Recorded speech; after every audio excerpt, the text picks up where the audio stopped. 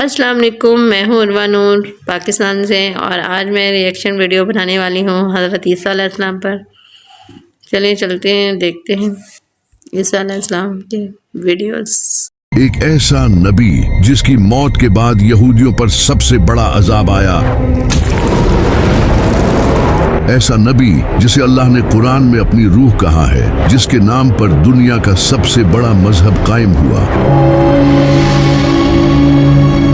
ایک ایسا نبی جسے ایسے معجزے دیے گئے تھے جو کسی اور نبی کو نہیں دیے گئے، ایسا نبی جسے آسمانوں پر اٹھا لیا گیا اور ایک خاص وقت پر دوبارہ اس دنیا میں واپس بھیجا جائے گا۔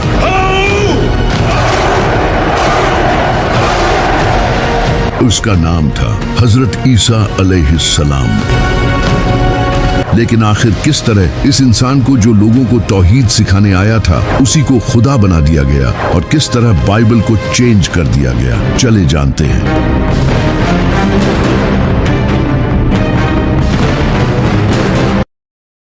جب بنی اسرائیل کی حالت بہت ہی خراب ہو چکی تھی، ان کے اسکالرز کرپٹ ہو چکے تھے، انہوں نے کتابیں بدل دی تھی اور دنیاوی فائدے کے لیے دین بیچ رہے تھے۔ انہوں نے پورے دین کو ہی اپنے مطابق بدل دیا تھا۔ اوپر سے اس وقت فلسطین پر رومن امپائر کی حکومت تھی، جو کہ یہودیوں پر بہت ظلم کرتی تھی۔ وہ ان سے بھاری ٹیکس لیتے تھے۔ ان سب کی حالت بہت خراب تھی، لیکن ان کی کتابوں میں ایک مسیحا کے آنے کا ذکر تھا جو انہیں اس ظلم سے آزاد کرے گا۔ تو اس وقت یہودی اس مسیحا کا انتظار کرنے لگے۔ وہ سمجھتے تھے کہ ان کا یہ مسیحا کسی پاورفل بادشاہ یا ایک وارئر کی شکل میں آئے گا، لیکن اس کا الٹا ہوا۔ ایک دن ایک پاک دامن نیک عورت کے گھر حضرت جبرائیل ایک خوبصورت انسان کی شکل میں آئے۔ اس عورت کا نام تھا سیدہ مریم علیہ السلام، جو کہ حضرت زکریا علیہ السلام کی پرورش میں بڑی ہوئی تھی۔ حضرت جبرائیل نے انہیں کہا کہ اللہ آپ کو بغیر شادی کیے ایک عظیم بیٹا دے گا۔ سیدہ مریم کافی حیران ہوئی، اور اس کے بعد وہ لوگوں سے دور کسی جگہ چلی گئی۔ جب انہیں شدید درد محسوس ہوتا تو وہ ایک کھجور کے درخت کے پاس چلی جاتی اور کہتی، کاش اس سے پہلے مجھے موت آ جاتی۔ لیکن تبھی غیب سے ایک آواز آتی کہ غم نہ کرو، اور تبھی ان کے نیچے سے ایک پانی کا چشمہ پھوٹ پڑتا، اور جب وہ درخت کو ہلاتی تو تازہ کھجوریں گرتی، جس سے انہیں حوصلہ ملتا۔ ان سب کے بعد پھر ایک دن حضرت عیسیٰ علیہ السلام کا جنم ہوا۔ سیدہ مریم انہیں لے کر واپس سے بستی میں لوگوں کے پاس چلی گئی، لیکن جیسے ہی ان لوگوں نے انہیں اس بچے کو تھامے ہوئے دیکھا تو انہوں نے ان پر برے الزام لگانا شروع کر دیے، اور ہر انسان ان پر چیخنے چلانے لگا۔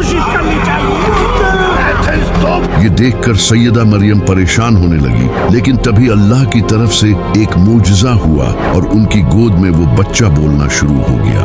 یہ سن کر وہاں سبھی لوگ خاموش ہو گئے، ان کے چہرے حیران اور پریشان تھے، اور اس سے سیدہ مریم کی پاک دامنی ثابت ہو گئی۔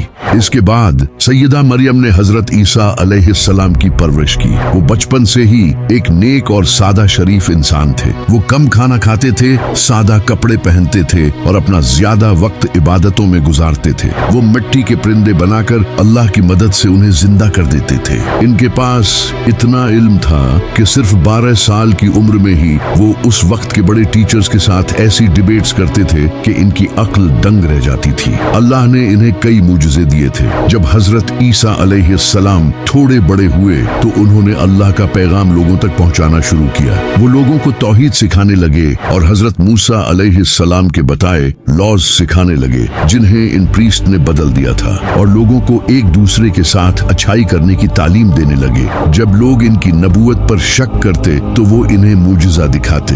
وہ اندھوں اور بہروں کو اللہ کی مدد سے بالکل ٹھیک کر دیتے تھے، اور مردوں کو اللہ کی مدد سے زندہ کر دیتے تھے۔ وہ مٹی کے پرندے بناتے اور ان میں پھونک مارتے تو وہ اڑنے لگتے، یہاں تک کہ وہ لوگوں کو یہ تک بتا دیتے تھے کہ انہوں نے کیا کھایا ہے اور اپنے گھروں میں کیا کیا جمع کر رکھا ہے۔ ایک بار تو ان سے کچھ कुछ लोगों ने कहा कि अगर आप सच्चे हैं तो आसमान से हमारे लिए खाना मंगवा दे। तभी अल्लाह ने उनके लिए आसमान से एक शानदार दावत उतारी और कहा कि अगर अब भी तुम लोग हक से मुंह मोड़ोगे तो तुम्हें दर्दनाक अजाब दिया जाएगा। लेकिन जब उस वक्त के प्रीस्ट ने ये सब देखा तो वो जान गए कि इन सब से उनकी असलियत लोगों के सामने आ जाएगी। उन्होंने लोगों को बेवकूफ बनाकर जो दौलत जमा कर रखी थी अब वो सब खतरे में थी। हजरत ईसा अलैहिस्सलाम ने इनकी करप्शन और मुनाफिकत लोगों के सामने लाना शुरू कर दी। इन सब के अलावा उस वक्त के लोग गुनाहों और दुनिया की लज्जतों में पड़ चुके थे और हजरत ईसा अलैहिस्सलाम इन्हें ये सब छोड़ने का कहते थे, लेकिन उन्होंने हक को छोड़कर दुनिया को चुना और हजरत ईसा अलैहिस्सलाम की बात नहीं मानी। लोगों ने भी हजरत ईसा अलैहिस्सलाम के ये सब मूजिज़े देखने के बाद भी उनसे और मूजिज़ों की डिमांड की। हजरत ईसा अलैहिस्सलाम इनकी बातों से बहुत गुस्सा हुए कि इन सब मूजिज़ों के बाद भी तुम्हारे दिल हक को तस्लीम नहीं कर रहे, क्योंकि यहूदियों को ये लगता था कि उनका ये मसीहा एक पावरफुल बादशाह की सूरत में बड़ी फौज लेकर उन्हें बचाने आएगा।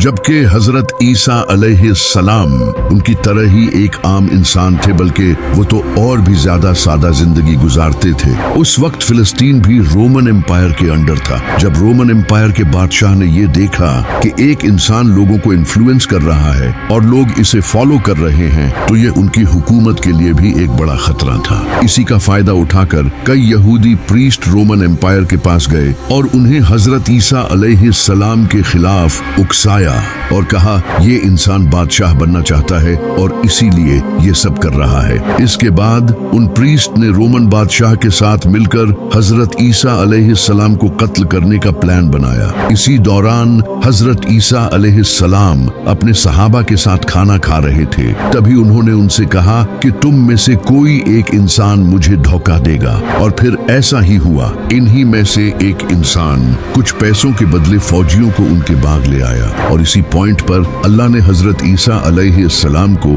आसमानों पर उठा लिया और एक सेम उन जैसा इंसान उनके सामने कर दिया, जिसके बारे में बहुत से स्कॉलर्स का कहना है कि ये वही इंसान था जिसने हजरत ईसा अलैहिस्सलाम को धोखा दिया था। जबकि कुछ का कहना है कि ये हजरत ईसा अलैहिस्सलाम के सहाबियों में से था और अल्लाह ने इसे इस सब्र के बदले जन्नत का वादा किया था। लेकिन इस सब के बाद यहूदियों ने इस इंसान को बुरी तरह टॉर्चर किया।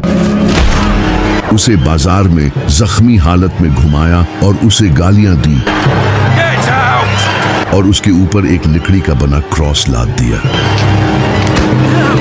इसके बाद उस क्रॉस पर उसके हाथ और पांव में कीलें ठोक दी और उस इंसान को जान से मार दिया गया। इसके बाद आसमान काला पड़ गया और एक खतरनाक ज़लज़ला आया।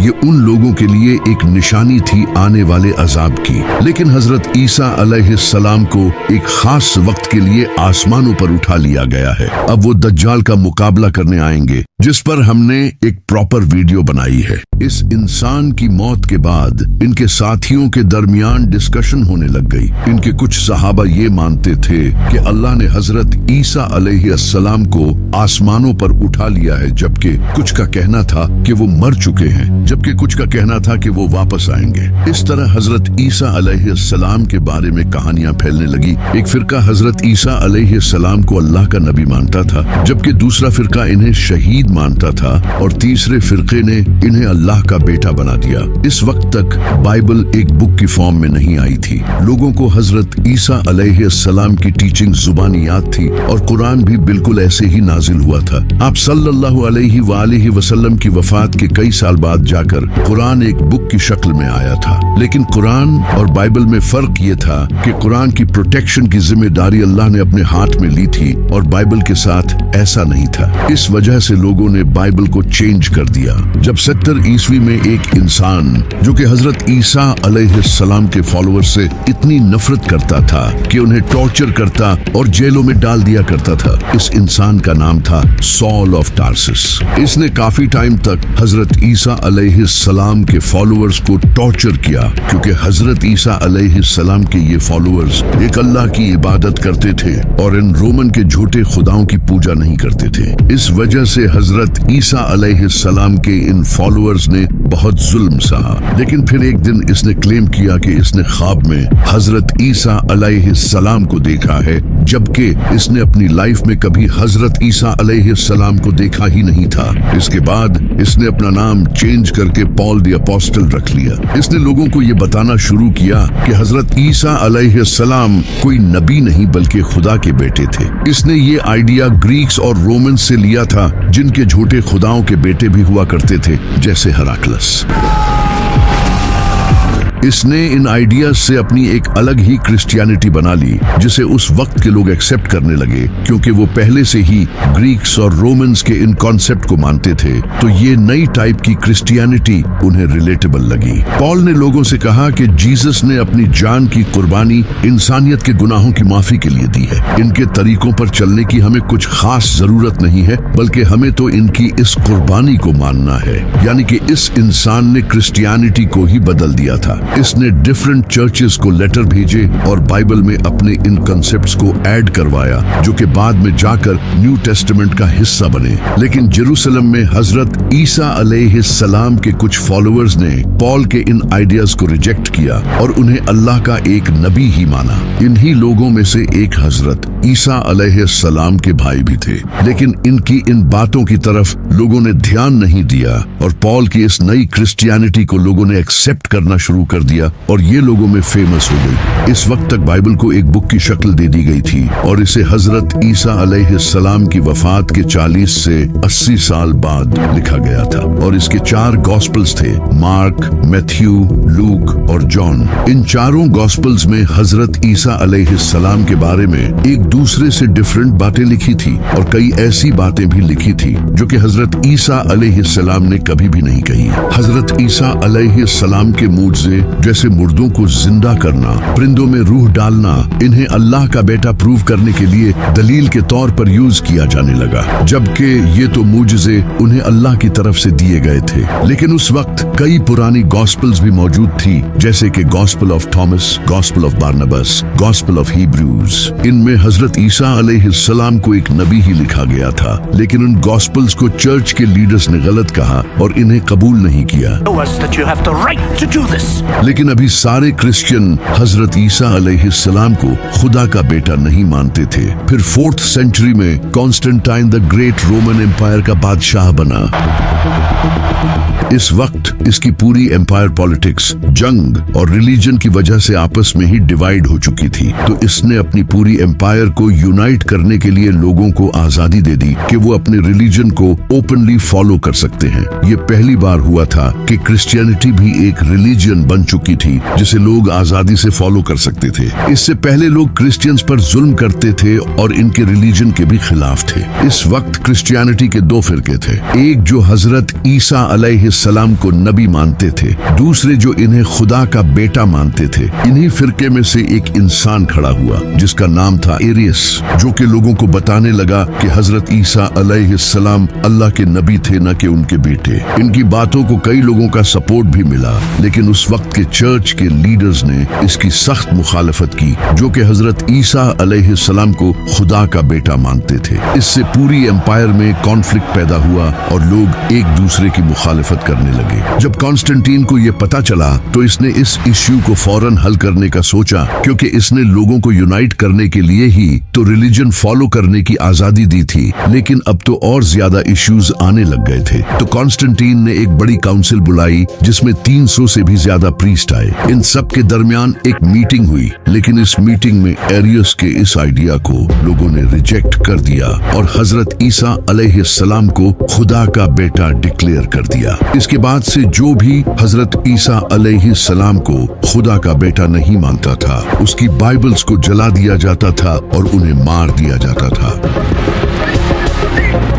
इससे पूरी एम्पायर में एक ही क्रिश्चियनिटी कायम हुई, वो जो हजरत ईसा अलैहिस्सलाम को खुदा का बेटा मानते थे ताकि लोगों के दरमियान इख्तिलाफ न हो। इस वक्त तक बाइबल के कई वर्जन्स मौजूद थे और लोग इन डिफरेंट वर्जन्स को पढ़ते थे, लेकिन चर्च को कोई एक बाइबल चाहिए थी। तो चर्च की काउंसिल ने 27 मुख्तलिफ बाइबल्स के वर्जन सिलेक्ट किए जिनमें हजरत ईसा अलैहिस्सलाम को खुदा का बेटा बताया गया था, और बाकी सारे वर्जन्स को जला दिया। इसी वजह से आज बाइबल के कुछ ही पुराने वर्जन्स हैं जिनमें हजरत ईसा अलैहिस्सलाम को एक नबी बताया गया है। फिर जब बाइबल को लैटिन में ट्रांसलेट किया गया तो बाइबल का वो वर्जन रोमन कैथोलिक चर्च में ऑफिशियल डिक्लेयर कर दिया गया, और इस तरह वो बाइबल पूरी दुनिया में फैल गई। फिर जब नबी सल्लल्लाहु अलैहि वसल्लम ने ऐलान नबुवत किया और लोगों को पता चलने लगा कि मक्का में एक नबी आए हैं, तो नजरान के कुछ क्रिश्चियन प्रीस्ट नबी सल्लल्लाहु अलैहि वसल्लम के पास आए। उन्होंने नबी सल्लल्लाहु अलैहि वसल्लम के साथ डिबेट की, क्योंकि नबी सल्लल्लाहु अलैहि वसल्लम हजरत ईसा अलैहिस्सलाम को अल्लाह का नबी मानते थे, न कि अल्लाह का बेटा। आप सल्लल्लाहु अलैहि वसल्लम ने इनके सामने कुरान की आयत पेश की, लेकिन उन्होंने मानने से इनकार कर दिया। तो फिर अल्लाह ने नबी सल्लल्लाहु अलैहि वसल्लम से फरमाया कि आप अपने घर वालों को ले आएं, और ये अपने घर वालों को फिर एक खुले मैदान में खड़े होकर अल्लाह से दुआ करें। जो सच्चा होगा उसकी दुआ कबूल होगी, और जो झूठा होगा उस पर अल्लाह का अजाब नाजिल होगा। तो नबी सल्लल्लाहु अलैहि वसल्लम अपने साथ इमाम अली, सैयदा फातिमा, इमाम हसन और इमाम हुसैन को लेकर आए। लेकिन जब इन क्रिश्चियन प्रीस्ट ने दूर से इनको आते देखा तो इनमें से एक प्रीस्ट ने कहा, खुदा की कसम, मैं ऐसे चेहरे देख रहा हूँ कि अगर ये अल्लाह से दुआ करें तो अल्लाह इनके लिए पहाड़ों को भी हिला देगा। इनसे डिबेट मत करो वरना हम तबाह हो जाएंगे। तो उन्होंने नबी सल्लल्लाहु अलैहि वसल्लम के साथ डर के मारे एग्रीमेंट कर लिया। हजरत ईसा अलैहिस्सलाम को कत्ल करने की साजिश यहूदियों की सबसे बड़ी गलती थी, क्योंकि हजरत ईसा अलैहिस्सलाम यहूदियों के लिए आखिरी मौका थे। अल्लाह ने उन्हें खुले मुजज़ों के साथ इनके पास भेजा था ताकि वो हक को कबूल कर लें। ऐसे मुजज़े किसी भी नबी को नहीं दिए गए थे, लेकिन उन्होंने ईमान लाने की बजाय इनकार कर दिया। फिर अल्लाह ने उन पर एक के बाद एक अजाब नाजिल किया। जब अल्लाह ने हजरत ईसा अलैहिस्सलाम को आसमानों पर उठा लिया तो कुछ टाइम बाद यहूदियों ने रोमन एम्पायर के खिलाफ बगावत शुरू कर दी, क्योंकि यहूदी खुद हुकूमत हासिल करना चाहते थे। यहूदियों ने यरूशलेम में रोमन्स को हराकर आजादी हासिल कर ली। जब उस वक्त के रोमन बादशाह नीरो को ये खबर मिली तो उसने अपने बेटे टाइटस को एक फौज के साथ यरूशलेम भेजा। टाइटस ने यरूशलेम को सीज कर लिया और शहर को फतह कर लिया। इसके बाद रोमन्स ने यहूदियों के टेम्पल को तबाह कर दिया, और ये हजरत ईसा अलैहिस्सलाम ने पहले ही बता दिया था, जो आज भी बाइबल में लिखा है। जब टेम्पल तबाह कर दिया गया तो इसकी एक दीवार बाकी रह गई जो आज तक मौजूद है, जिसे यहूदी चूमते हैं। यही वो वेस्टर्न वॉल है। सिर्फ टेम्पल ही नहीं, रोमन्स ने 10 लाख से ज्यादा यहूदियों को कत्ल कर दिया, हजारों यहूदियों को गुलाम बना लिया गया, और आखिरकार इन्हें यरूशलेम से निकाल दिया गया, जिसके बाद यहूदी दुनिया भर में बिखर गए। इस वक्त यहूदी अब भी रोमन एम्पायर के अंडर थे। फिर एक दिन रोमन बादशाह कॉन्स्टेंटाइन ने क्रिश्चियनिटी कबूल कर ली और क्रिश्चियनिटी को रोमन एम्पायर का ऑफिशियल मजहब बना दिया। इसके बाद रोमन्स ने यहूदियों को मारना शुरू कर दिया, क्योंकि वो इन्हें हजरत ईसा अलैहिस्सलाम का कातिल समझते थे। यूं यहूदी और क्रिश्चियंस एक दूसरे के दुश्मन बन गए, और ये दुश्मनी सदियों तक जारी रही। यहूदियों पर जुल्म होते रहे। फिर 15th सेंचुरी में कैथोलिक चर्च पूरे यूरोप का सबसे बड़ा चर्च बन गया, और क्रिश्चियनिटी पूरे यूरोप में फैल गई। इसी वजह से स्पेन, इंग्लैंड, फ्रांस और जर्मनी जैसे कई कंट्रीज से यहूदियों को निकाल दिया गया। इन्हें जबरदस्ती क्रिश्चियनिटी कबूल करने पर मजबूर किया गया, और जो इनकार करते थे उन्हें कत्ल कर दिया जाता। इन्हें बड़ी पोस्ट्स पर जॉब्स भी नहीं दी जाती, और इन पर बहुत जुल्म किए जाते थे। ये सब तकरीबन 1000 साल तक चलता रहा। फिर वर्ल्ड वॉर 2 हुई, जिसमें नाज़ियों ने लाखों यहूदियों को कत्ल किया और उन पर बहुत जुल्म हुआ। ये सब देखकर क्रिश्चियंस को यहूदियों पर तरस आने लगा और वो अपने चर्चेस में यहूदियों के हक में आवाज उठाने लगे। and not by the Jews. उन्होंने लोगों को समझाना शुरू किया More than Jesus Christ. कि हजरत ईसा अलैहिस्सलाम के नजूल के लिए जरूरी है कि यहूदी यरूशलेम में अपना थर्ड टेम्पल बनाएं, क्योंकि इनकी किताबों में लिखा है कि हजरत ईसा अलैहिस्सलाम थर्ड टेम्पल बनने के बाद ही इस दुनिया में आएंगे। यहाँ से यहूदी और क्रिश्चियंस के दरमियान दूरियां कम होने लगी। क्रिश्चियंस ने भी यहूदियों के लिए अलग कंट्री बनाने को सपोर्ट करना शुरू कर दिया और इन्हीं क्रिश्चियंस की हेल्प से आगे जाकर इजराइल कायम हुआ। आज यहूदियों की तमाम साजिशों में क्रिश्चियंस का बड़ा हाथ है और क़यामत के दिन अल्लाह हजरत ईसा अलैहिस्सलाम से सवाल करेगा, क्या तुमने लोगों से कहा था कि तुम और तुम्हारी माँ अल्लाह के सिवा माबूद हैं? तो हजरत ईसा अलैहिस्सलाम अर्ज करेंगे, ऐ अल्लाह, मैंने कभी ऐसा नहीं कहा। अगर मैंने कहा होता हो तो तू जानता है। जब तक मैं इनके दरमियान था मैं इन पर गवाह था, अब तू ही इन पर गवाह है। ये फैसला तेरा है, चाहे तो इन्हें बख्श दे या इन पर अजाब नाजिल कर।